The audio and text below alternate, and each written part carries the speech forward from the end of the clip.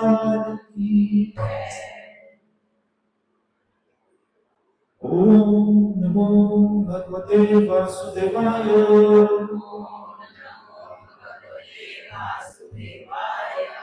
ओम नमो भगवते वासुदेवाय।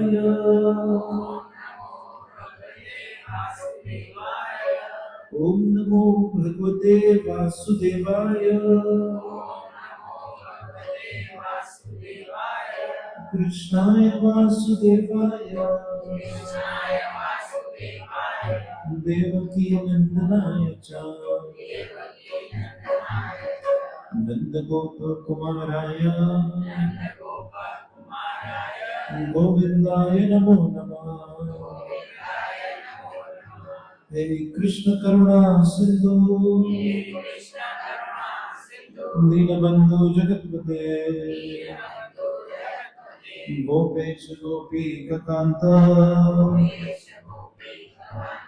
राधा कांत नमोस्तुते। तप्त कंचन गौरंगी राधे वृंदावनेश्वरी वृषभानुसुत देवी प्रणमामि हरिप्रिया। श्री कृष्ण चैतन्य प्रभु नित्यानंद श्री अद्वैत गदाधर श्रीवासादि गौर भक्तवृंद। हरे कृष्ण कृष्ण कृष्ण हरे हरे हरे राम राम राम हरे हरे। नमो विष्णुपदाय कृष्ण पृष्ठाय भूतले श्रीमते मधुसूदनाय रामपूज्यते नामिने। नमस्ते मधुसूदनाय भक्तिप्रियाय दुर्लभा कृष्ण भक्ति मते शरणकारिणे। श्री राधे। आप सबका आज की इस हरि कथा में बहुत बहुत स्वागत है। आइए श्रीमद् भागवत महापुराण के दशम स्कंद के पहले अध्याय का 13वां श्लोक। मृत्यु द्वार पर होते हुए अपने व्रत के कारण मैंने जल ग्रहण करना भी छोड़ दिया है, फिर भी आपके कमलमुख से निकली कृष्ण कथा रूपी अमृत का पान करने से मेरी असहाय भूख तथा प्यास मुझे किसी तरह भी बाधा नहीं पहुंचा रही। श्री राधे। अब देखिए, इस श्रीमद् भागवत का एक श्लोक मैंने आपके सामने पढ़ा। अब आप सोचेंगे कि ये श्लोक कहने वाले महाराज परीक्षित जो आज से 5000 साल पहले बैठे हैं, वो भी द्वापर युग का अंत है, लेकिन उन्होंने ये श्लोक हम सब के लिए कहा।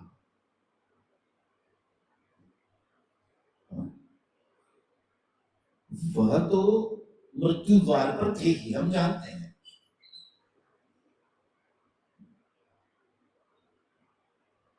लेकिन आज भी वो कहा हुआ श्लोक 5000 वर्ष पहले की बात आज भी यहां बैठे हर व्यक्ति पर लागू है। कैसे? सुनिए। मृत्यु द्वार मतलब ICU, critical condition, intensive care unit. सच सच बताइए, भगवान न करे कि हम में से किसी को भी आईसीयू का दरवाजा कभी देखना पड़े, ना हमारे लिए ना हमारे परिवार वालों के लिए। लेकिन यदि आपने ध्यान दिया हो तो जो आईसीयू में होता है व्यक्ति, उसका अन्न और जल बंद होता है या नहीं? बोलिए। वो ना खाना खा सकता है ना पानी पी सकता है। जो हो रहा है वो नली से हो रहा है। उसका मुंह सूख जाता है बिल्कुल। उसको फील ही नहीं होता है कि उसके पास मुंह है, बिल्कुल सूख गया होता है। ऊपर से दवाइयां चालू होती हैं, ऊपर से उसके नाक पर ऑक्सीजन का मास्क लगा होता है, अर्थात वो व्यक्ति मृत्यु के द्वार पर बैठा है। डॉक्टर जब राउंड पर निकलता है, सबसे पहले कहां जाता है? आईसीयू में जाता है, क्योंकि वहां सबसे ज्यादा आवश्यकता है। उसके बाद वो बाकी पेशेंट्स को देखने जाता है। सबसे पहले जब अपने असिस्टेंट से अपडेट लेता है, किसका लेता है? आईसीयू का लेता है, क्योंकि वो उस समय बड़े क्रिटिकल कंडीशन में। अब समझिए, यहां महाराज परीक्षित कह रहे हैं कि भले ही मैंने अन्न और जल का त्याग किया है, स्वेच्छा से त्याग किया है, उन्हें किसी ने कहा नहीं।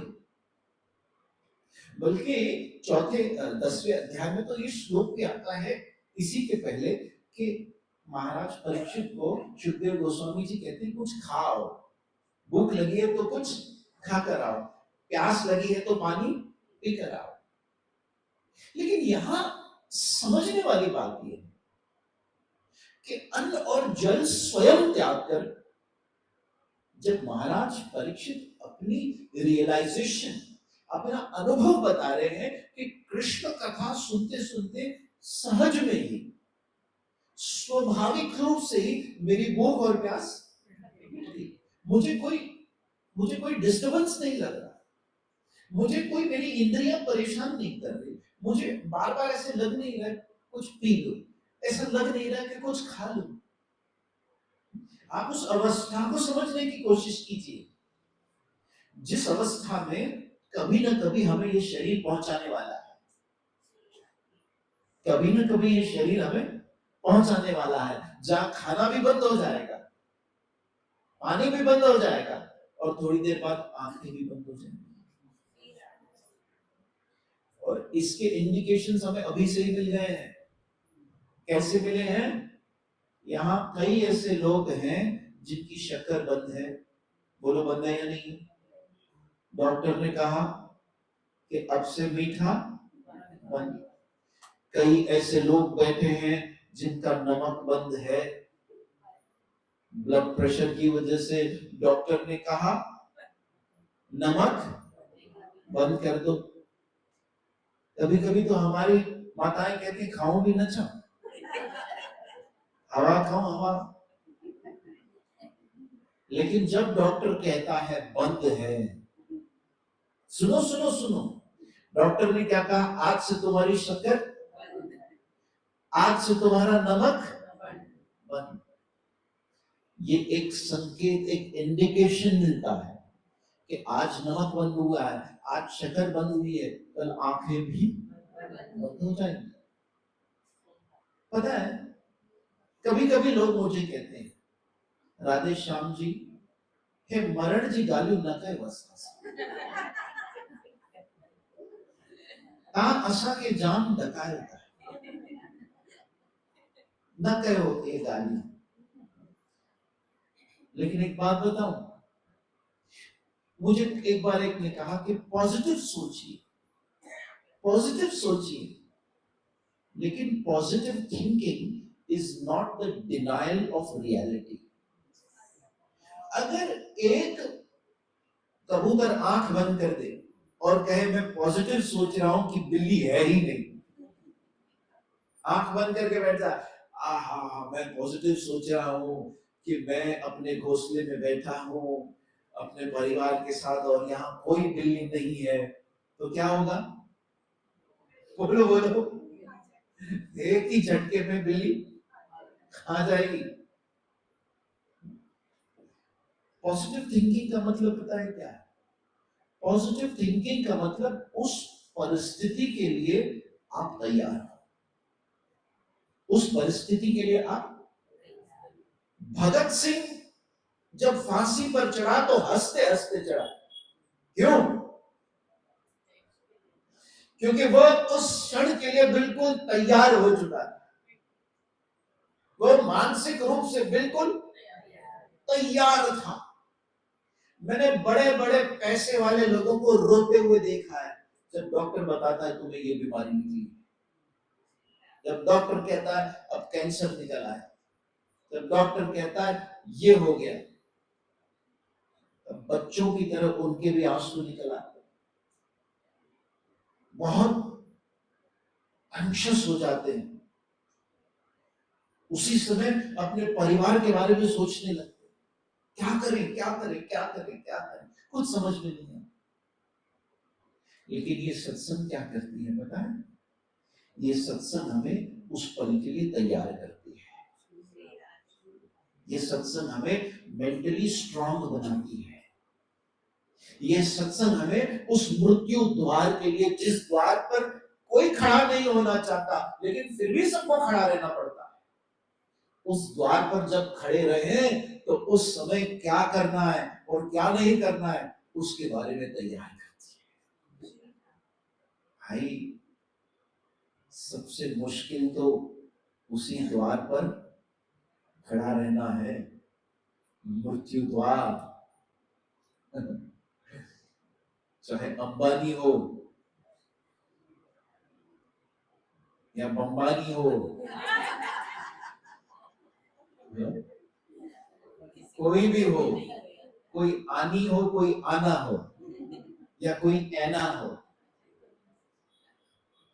हर एक को इस द्वार पर जाकर खड़ा तो रहना, खड़ा तो रहना। एक बात कहूं, कभी कभी एक प्रैक्टिस किया करो, नहाते नहाते नाक बंद कर दो शावर में और पानी आने दो, सांस रोक दो 1 मिनट के लिए। देखो पता चलेगा कि जैसे जैसे उसके नजदीक पहुंचते हैं तो हालत कैसे खराब होती है। कई बार लोग कहते हैं राधे श्याम जी कहा कि जो चौड़वा सो चौ असात मृत्यु खंड है, जो होगा वो, बोलने के लिए तो बोल दिया जो होगा सो, लेकिन उसी व्यक्ति से कभी हॉस्पिटल में किसी और की मृत्यु देखी नहीं जाती, आंखें बंद कर देता। अगर रास्ते पर गाड़ी के नीचे कोई जानवर आकर मर रहा हो तो वो आंखें बंद कर देते। अगर आपके इंस्टाग्राम के रील पर कोई मरने वाले सीन आ गए तो आप जल्दी से आगे बढ़ा देते हो, आप देख नहीं पाते हो। अरे किसी और की मृत्यु तो ये आंखें देख नहीं पाती, जब हमारी आएगी तो क्या देख पाओगे? ये कैसी बात कह दी आपने कि जब होगा तब तो कुछ देखने लायक नहीं रहेंगे, जो देखने लायक है वो आज है, इस समय है। इसलिए यहां मृत्यु द्वार कहा कि उस, देखिए महाराज परीक्षित के लिए ये मृत्यु द्वार बुरा नहीं है। वो तो कह रहे हैं मैं बिल्कुल सहज हो चुका हूं, मुझे तो सहज में भूख नहीं लग रही, मुझे सहज में प्यास नहीं लग रही, और जो आप कृष्ण कथा सुना रहे हो उस कृष्ण कथा सुनने का मुझे आनंद आ रहा है। एक उदाहरण दूं, बोलिए बोलिए बोलिए। आप लोगों ने बिल्ली को देखा है? जब कभी किसी बिल्ली को चूहे को पकड़ते हुए देखा? कैसे पकड़ती है? बिल्कुल झपटा मारकर फाड़ लेती और मुंह से पकड़कर उसे फाड़ देती है, खत्म कर देती है। यही बिल्ली अपने उसी मुंह से अपने बच्चे को भी उठाती है या नहीं? लेकिन उस बच्चे को क्या करती है? बिल्ली घर, अपने पूरे जीवन में बिल्ली 7 घर बदलती है, ऐसा कहते हैं। एक घर से बच्चे को उठाती है, फिर दूसरे घर में ले जाती। मुझे पता है जब हम छोटे थे तो हमारे यहाँ भी एक बिल्ली थी, तो वो जब उसने बच्चों को जन्म दिया तो एक कमरे से दूसरे कमरे में घर चेंज कर देती थी। तो जब अपने बच्चे को उसी मुंह से उठाती थी तो बिल्कुल हिफाजत से सुरक्षित रूप से एक घर से उठाती, फिर दूसरा घर जाकर वहां उन्हें सुरक्षित छोड़ देती। अब यही मृत्यु समझ लीजिए बिल्ली का रूप है। आनी सबको है, जो सत्संग में आए हैं उनको भी आएगी, जो नहीं आए उनको भी आएगी। जो कृष्ण नाम ले रहे हैं, हरे कृष्ण हरे कृष्ण कृष्ण कृष्ण हरे हरे हरे राम राम राम हरे हरे। जिसने नाम लिया, दिखाओ माला दिखाओ अपनी सबकी, चलो अटेंडेंस किस किस का आज अटेंडेंस लग रहा है, माला दिखाओ सभी। माला लेके आए, वो वही शायद, हाँ काउंटर का, वो भी काउंट है, ठीक है। सबकी सबके पास अपनी माला है। जिसने नाम लिया मृत्यु उसको भी आएगी, जिसने नाम नहीं लिया उसको भी आएगी। फर्क क्या है? एक के लिए जैसे चूहे को पकड़ा वैसे आएगी, बिल्कुल दर्दनाक रूप से, भयानक रूप से, डरावने रूप से, और आकर उसे उसके कर्मों की सजा देने के लिए न जाने कहां फेंक देगी। और दूसरे को जैसे अपने बच्चे को उठाया, हिफाजत से सुरक्षित एक घर से लेकर दूसरे घर चली गई, ऐसे ही हरिनाम लेने वाले को इस लोक से भगवत धाम ले जाने के लिए मृत्यु आई। डेथ इज सर्टन, लेकिन एक मृत्यु मंगल दे रही है, सुख प्रदान कर रही है, आनंद प्रदान कर रही है, एक भय दे रही है, डरा रही है, कर्मों को याद दिला रही है। इसलिए मुझे संत कबीर की ये वाणी बहुत अच्छी लगी जब मैंने पहली बार सुनी। मुआ मुआ जग मुआ, मरना न जाने कोई। जैसे हम सब जीना सीखते हैं, बोलिए सीखते हैं या नहीं? हर कोई जीना सीखता है धीरे धीरे धीरे करके, कैसे जीना है, कैसे परिवार का संग्रह करना है, कैसे घर बनाना है, कैसे धन बनाना है, सब कुछ हम सीखते हैं, सीखते सीखते सीखते। मृत्यु कोई नहीं सिखाता, मृत्यु के लिए कोई तैयार नहीं करता, कोई सिखाता नहीं है कि बेटा जिस तरफ तुम जा रहे हो उससे तुम्हें कैसे भयमुक्त किया जाए, कैसे तुम्हारे अंदर से डर को समाप्त किया जाए। और आज कलयुग में तो मृत्यु बड़ी सस्ती हो गई है।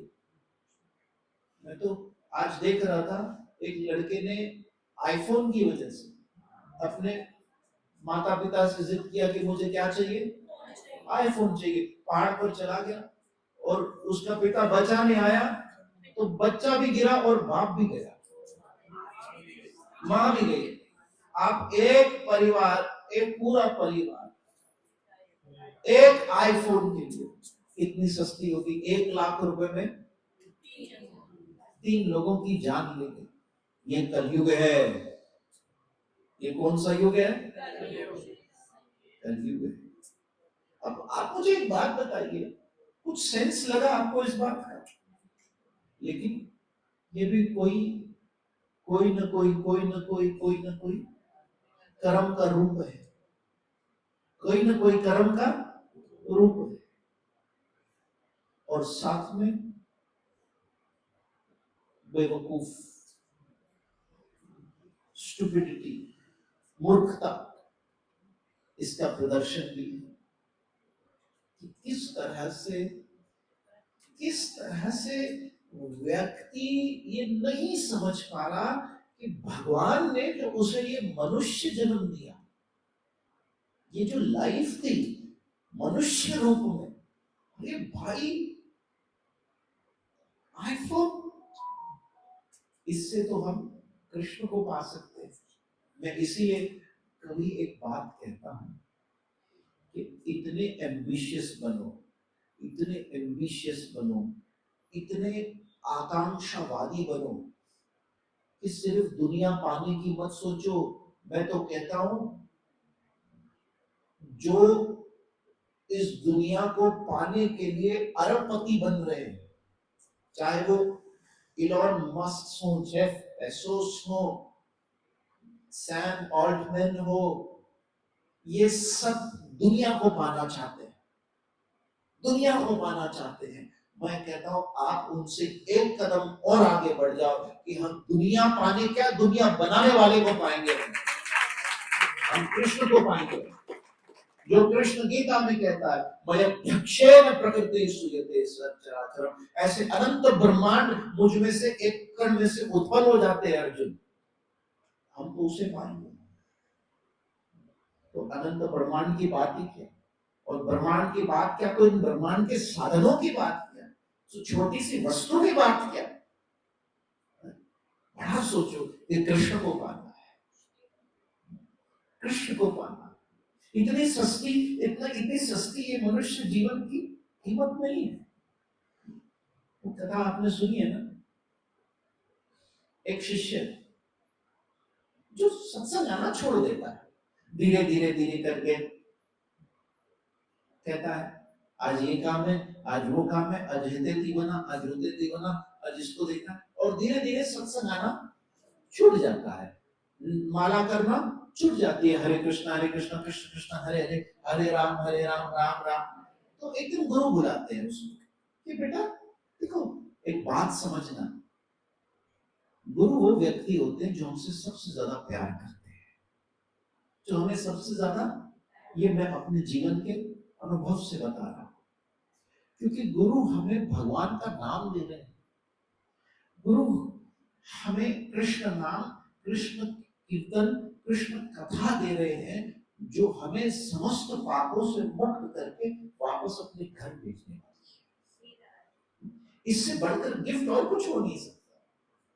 इसलिए गुरु ने अपने शिष्य को बोला, क्या बेटा क्या हुआ, आजकल सत्संग नहीं आता है, आजकल कीर्तन नहीं आता है, क्या हुआ, क्या करूं, मेरे पास अब बिल्कुल टाइम नहीं, ये नया स्टार्टअप शुरू कर दिया है, कुछ यहाँ पर काम आ गया है, कुछ ये काम है वो, इसमें सारा दिन निकल जाता है। बेटा एक काम कर, मेरे पास है ना एक कुछ छोटा सा एक डायमंड है, एक काम कर तू जा जरा, ये बेचकर जो मिलेगा वो ले आ, बस इतनी सी सेवा करता हुआ जा। वो उस डायमंड को ले गया, क्या गुरु ने कहा इसको बेचकर कुछ जरूरत होगी, ले गया। जैसे ही उसने कहा अब इसको दूं, तो पहले वो जो पहला दिखा उसी को पूछ लिया, भैया भाजी वाले होते हैं ना, सब्जी वाले, भैया ये मेरे पास एक मणि है, इसके बदले में आप कितनी सब्जियां कुछ दे सकते, तो उसने बताया इतनी दे सकता हूँ, इतने किलो ये दे दूं, उतने किलो। उसने कहा इसमें तो पूरे आश्रम का भंडारा हो जाएगा, बहुत अच्छी अच्छी अच्छी डील मिल रही है। फिर सोचा थोड़ा आगे जाता हूं। अब गुरु ने एक बात कही थी कि सबसे पूछना, लेकिन बेचना किसी को मत, सबसे पूछना बेचना मत किसी को। आगे जाता है तो कपड़े की दुकान आती है, सारे डिजाइनर क्लॉथ्स पड़े रहते हैं, कहते हैं मेरे पास ये डायमंड है, आपके कपड़े बड़े महंगे हैं, अरमानी, गुच्ची, लुई विटॉन, बड़े महंगे महंगे, बताओ तो कहा हम इतने इतने इतने इतने कपड़े दे देंगे, कहा ये तो बहुत सारे कपड़े आ जाएंगे, सारे गांव में भी बांट देंगे तो भी काम हो जाएगा। फिर कहता है कि अरे हाँ गुरु ने कहा इसे बेचना, और आगे जाता है और आगे जाता है तो एक सोनारे की दुकान आती है, सोने वाला कहता है भाई मैं इतने किलो सोना इसके बदले में देने को, मन अब लालच करने लगता है, लेकिन फिर गुरु की बात याद आती है कि इतने किलो सोना मिलेगा, लेकिन गुरु ने कहा है कि इसे बेचना मत। आगे जाता है, अब आती है जौहरी की दुकान। जैसे जौहरी उस हीरे को देखता है, सीधा भागता है राजा के पास, उसको लेकर। राजा, एक हीरा आया है। अब राजा का मंत्री उस हीरे को देखता है, उस हीरे को देखता है। राजा कहता है ये हीरा दे दे, बदले में क्या दूंगा, मेरा पूरा खजाना ले ले। लेकिन फिर बात याद आती है कि मोल कर देना लेकिन बेचना मत। दौड़ कर जाता है, अपने गुरु के चरणों में गिर जाता है, कहता है ये क्या दिया आपने? कहा बेटा ये कुछ नहीं है, मैं तुझे सिर्फ एक शिक्षा दे रहा था। I was just giving you a lesson. कहा क्या? ये जो तेरा शरीर है ना, जो भगवान ने तुम्हें, ये मनुष्य, ये इस हीरे की तरह है। इसे आप जिसको भी दोगे, वो अपने बुद्धि से, अपने जरूरत से इसका भाव तोल करेगा। सब्जी वाले ने किस में भाव तोल किया? सब्जी। कपड़े वाले ने कपड़े। ऐसे ही ये शरीर माता पिता का भी है, ये शरीर दोस्त का भी है, ये शरीर भाई बहन का भी है, ये शरीर पति का भी है, ये शरीर पत्नी का भी है, ये शरीर बच्चों का भी है। लेकिन ये सब इस शरीर को उसी बुद्धि से देखते हैं जिसकी इन्हें जरूरत है, जिसकी इससे जरूरत है। और हर रिश्ते की इस शरीर से अलग जरूरतें हैं। हर रिश्ते की इस शरीर से अलग जरूरतें हैं। और याद रखना, जब किसी की जरूरत पूरी हो जाती है, जब किसी की जरूरत तो फिर वो उस व्यक्ति को या वस्तु को अपने पास रखने में कोई इंटरेस्ट नहीं रखता। ये इस दुनिया का एक कड़वा सच है। मतलब इस हीरे की कीमत उस दिन जीरो हो गई जिस दिन हमने ऐसे किसी को बेच दिया, हमने इसको किसी को दे दिया। इसलिए गुरु ने कहा इसे कभी बेचना मत। ये मनुष्य शरीर मिला है। अब समझिए, एक स्लोगन याद रखिए जो हमारे गुरु ने हमें सिखाया है। सुनिए, निभाओ सबके साथ। बोलो, निभाओ सबके साथ, निभाओ सबके साथ, निभाओ सबके साथ, लेकिन भाव सिर्फ एक को, कृष्ण। शरीर सबसे जुड़ा है, भाई से जुड़ा है, बहन से जुड़ा है, हस्बैंड से जुड़ा है, वाइफ से जुड़ा है, माँ बाप से जुड़ा है, बच्चों से जुड़ा है, पति से जुड़ा है, पत्नी से जुड़ा है। बोलिए, अब इन सब के साथ हमें क्या करना है? निभाना है, निभाना। और जहां निभाना है वहां कर्म है, क्योंकि कर्म का कोई ना कोई रिश्ता है, इसलिए अब उनके साथ निभाना है। लेकिन जहां कृपा है, एक रिश्ता है कर्म का और एक रिश्ता है कृपा का। एक रिश्ता है कर्म का और एक रिश्ता है कृपा का। जहां कर्म का रिश्ता है वहां निभाना है, और जहां कृपा का रिश्ता है वहां बहाना है।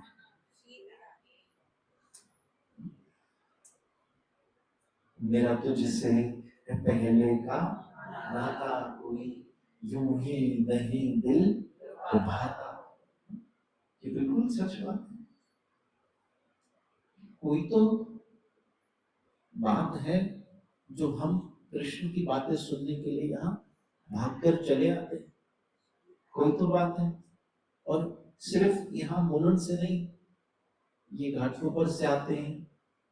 वो हमारे राजू दादा, असाजा राजू दादा, जेके बार सेवा करना है हो एरोली खाई है, एरोली से आते हैं और आपने देखा होगा हर बार आते हैं, सबको तिलक लगाने की सेवा करते हैं। ये माता यहाँ चेंबूर से आई है, ये घाटकोपर से आया है, कथा सुनाने वाला भी। तो देखो ये क्या है जो हमें खींच रहा है, ये कौन सा, ये कोई कर्मों का रिश्ता नहीं है, हमारा कोई कर्मों का रिश्ता नहीं है।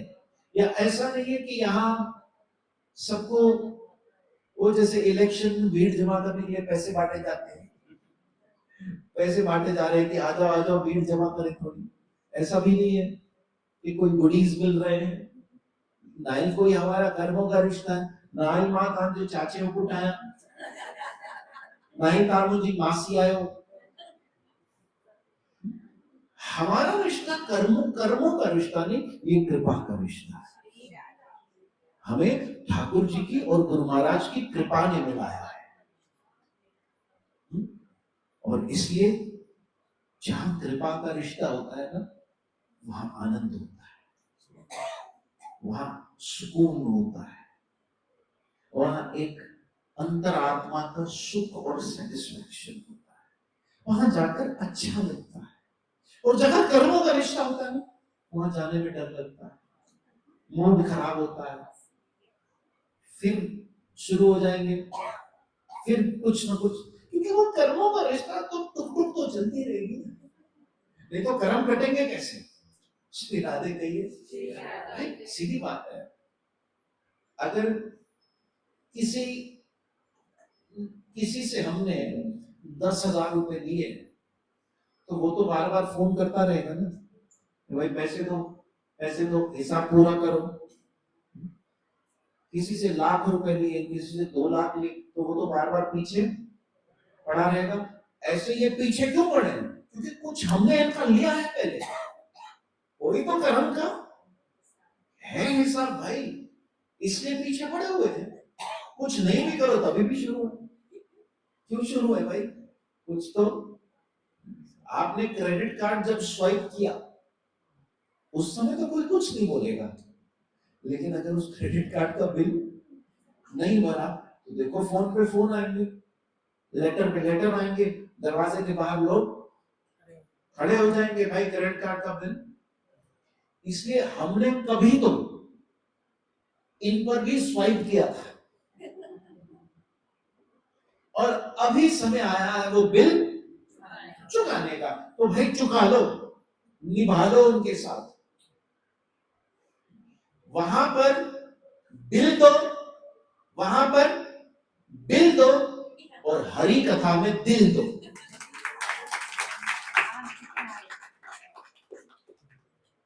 एक जगह बिल दो, विल भी दो, भाई बिल भी मांगेंगे, छोड़ेंगे थोड़ी। बिल भी पूरी वसीयत लिख के जाएंगे, लिखवा लेंगे हमसे कि मम्मी मुझे ये वाली प्रॉपर्टी खपे, मम्मी मुझे ये गोल्ड खपे, बिल में लिखी वन, मुझे छा दींदो लिखी वन, मुझे बाबा मुझे छा दींदो, सब बिल में लिखी वन। बिल भी मांगेंगे, बिल भी भरवाएंगे, लेकिन यहाँ दिल मांगेंगे। यहाँ दिल की बात है, वहां बिल की बात है। बिल भर लो, निभाओ सबके साथ, बोलिए निभाओ सबके साथ, लेकिन भाव सिर्फ एक, कृष्ण कृष्ण कृष्ण कृष्ण कृष्ण कृष्ण। इसलिए मृत्यु द्वार पर, अर्थात महाराज परीक्षित की आईसीयू में, भोजन त्यागा, न मुख में कुछ जा रहा है, न जल है, न अन्न है, लेकिन फिर भी कहते हैं कि मुझे तृप्ति है, कृष्ण कथा मुझे आनंद दे रही है, आनंद दे रही है, आनंद दे रही है। याद रखना ये सत्संग में जो आप आते हो, ये कृष्ण कथा, ये कीर्तन आपको इतना आनंद देगा, इतना आनंद देगा, इतना आनंद देगा कि मृत्यु के समय भी, उस क्षण में भी, जब ये शरीर जीर्ण जीर्ण होकर बिल्कुल समाप्ति की ओर जा रहा होगा, उस समय आकर हमें गले से लगाने वाला हमारा प्रभु।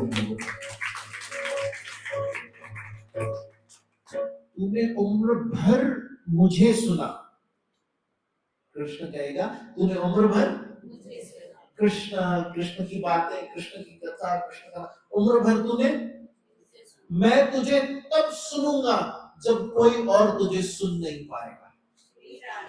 उस समय कोई सुन पाता है? करो हाथ डॉक्टर को, डॉक्टर कहेगा भगवान के हाथ में। करो बेटे को, बेटा कहेगा मम्मी क्या करूं। उस समय कौन सुन पाएगा? कोई नहीं। लेकिन जिसको आपने उम्र भर सुना है, उस समय वो सुन रहा होगा। हरे कृष्ण कृष्ण कृष्ण हरे हरे, हरे राम राम राम हरे हरे। आइए आज के सत्संग को यही विराम देते हैं। कल सत्संग है, तो कल क्यों छुट्टी है भाई? कल भी कर ही देते हैं, 3 दिन का उत्सव।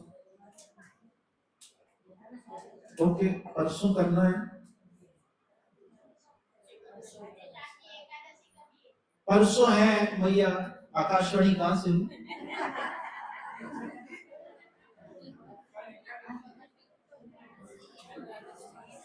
एकादशी मुंबई टाइम के हिसाब से परसों है।